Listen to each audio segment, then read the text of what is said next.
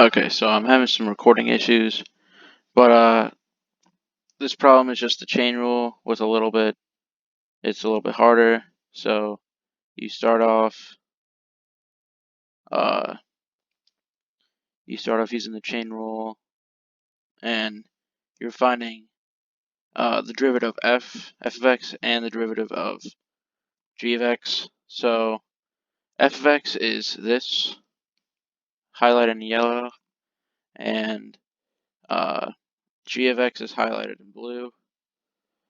So basically, f of x is the fourth power, and an easier way to look at it is just to put a variable in. So in this case, it'd be a, and so the final answer, or the derivative of that, is 4a to the third, and so we're going to plug in 4a to the third, a being 3x plus 5 over x to the third plus 3. So this is the final answer for the derivative of f of x. And g of x is a little bit more complicated. You have to use the quotient rule. So the quotient rule is highlighted in green. That's the quotient rule.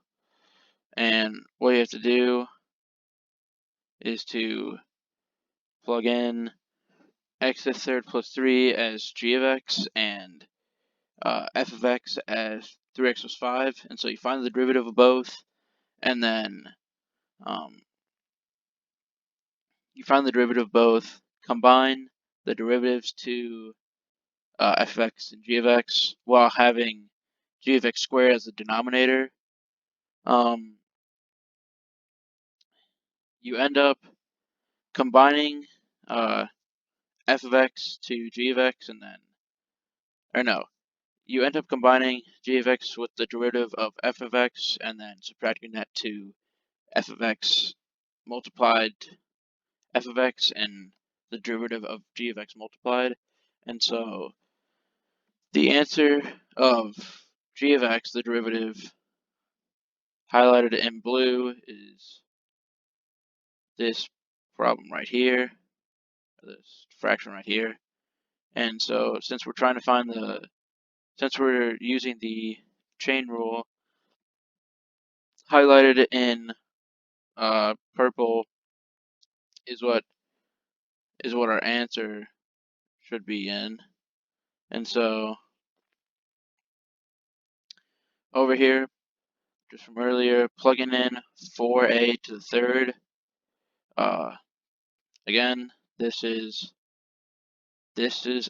part of f of x derivative, and then this is the g of x derivative.